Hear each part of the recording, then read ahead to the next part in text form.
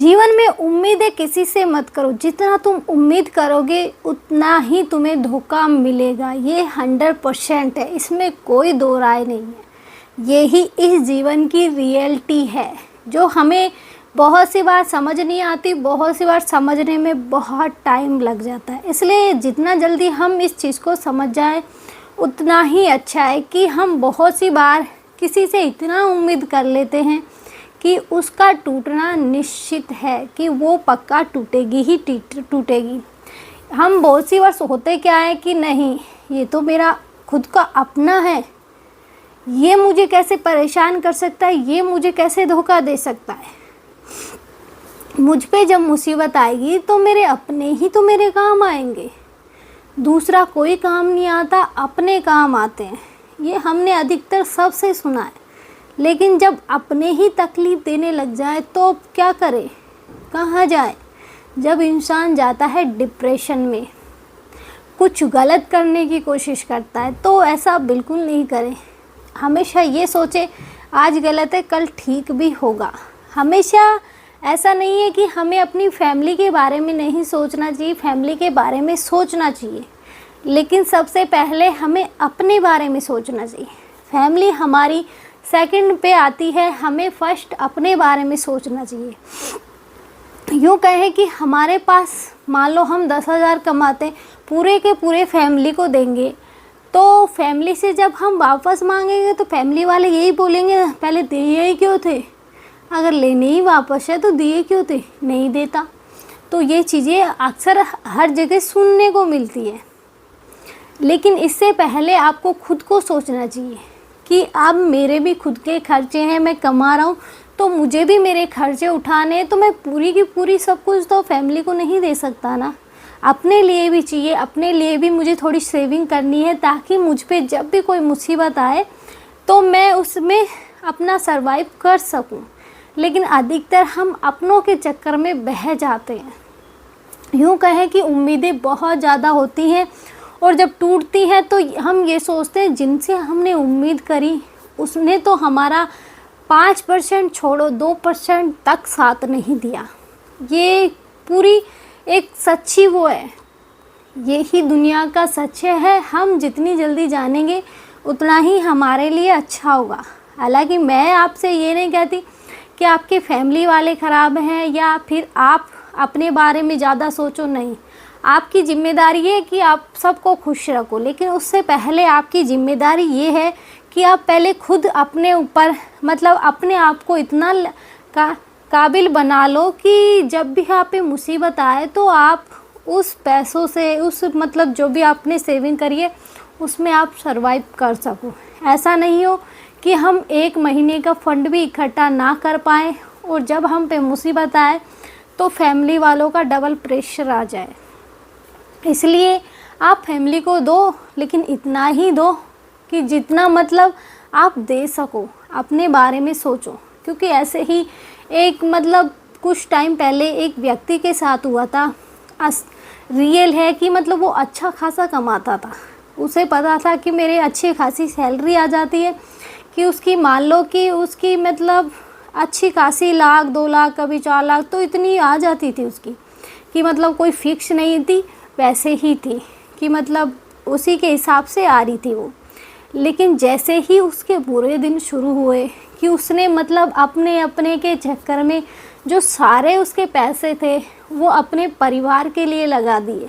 कभी उन्हें गाड़ी खरीद के दी, खुद के लिए कभी कुछ नहीं खरीदा। कभी किसी को क्या चाहिए तो उसे वो दिला दिया, घर वालों की ज़रूरतें पूरी करी, कि उसने अपने लिए कभी कुछ सोचा ही नहीं। उसने ये सोचा ये मेरे अपने हैं, मैं इनके लिए करूँ, मेरी सैलरी और आ जाएगी। लेकिन बुरे दिन आते हैं तो एक साइड से नहीं आते, चारों तरफ से आते। ये बात हमेशा याद रखना।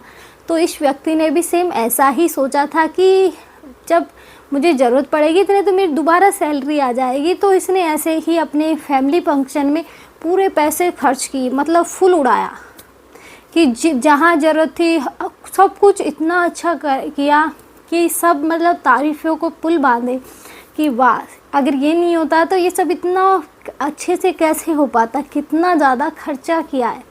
लेकिन उसे नहीं पता था कि आगे मेरे बुरे दिन आने वाले हैं।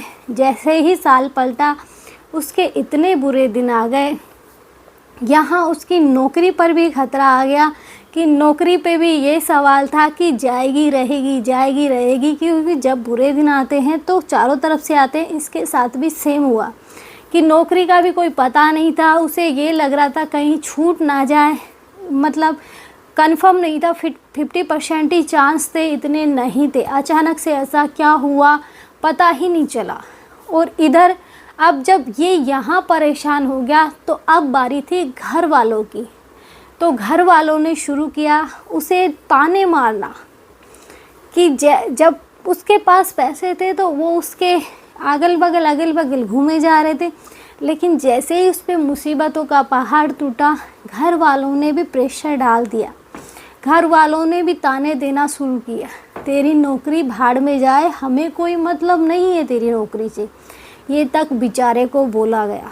और फिर हुआ क्या कि वो बेचारा इतना परेशान हो गया कि कुछ टाइम के लिए तो वो होता है ना कि डिप्रेशन में जाना, कि उसकी इतनी हालत ख़राब हो गई कि मतलब जहाँ वो 60-70 किलो का होता वो सीधा 40-45 किलो पे आ गया। इतना ज़्यादा उसके शरीर पे असर पड़ा कि इतना कमज़ोरी इंसान हो गया। कुछ ही दिनों में इतना भयंकर उस पे असर पड़ा। इसलिए बोला जाता है कि सबसे पहले अपने बारे में सोचो। तुम ये सोचते हो मेरे, तुम्हारे कोई नहीं है। जब तुम पे मुसीबत आती है तो कोई अपना नहीं होता। मुसीबत में हम हमेशा अकेले ही खड़े पाते हैं अपने आप को, कोई हमारा साथ नहीं देता। हम इंतज़ार करते रह जाते हैं कि वो इंसान आएगा हमारी हेल्प के लिए, लेकिन हम गलत हैं। वो इंसान कभी नहीं आएगा। जब तक हमारे पास मुसीबतें हैं कोई हमारा साथ देना चाहता भी नहीं है। इसलिए सबसे पहले अपने बारे में सोचो, उसके बाद आप अपनी फैमिली के बारे में सोचो।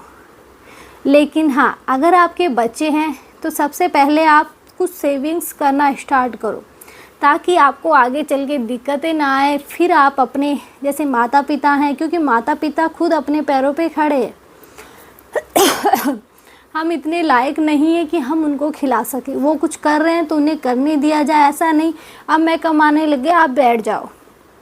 ऐसा कभी गलती ना करें, क्योंकि जब आप पे मुसीबत आएगी तो सबसे पहले वही लोग आएंगे आपको बोलने कि अब हमारी नौकरी छुड़वा दी, अब हमें चाहिए। इसलिए जीवन में हमेशा जब भी दुख आए तो मतलब हड़बड़ाए नहीं कि हाय मेरे दुख आ गया, नहीं। शांति से रह के उसे निकालने की कोशिश करें, क्योंकि जितना आप परेशान होगे वो उतना ही ज़्यादा आपको लगने वाला है।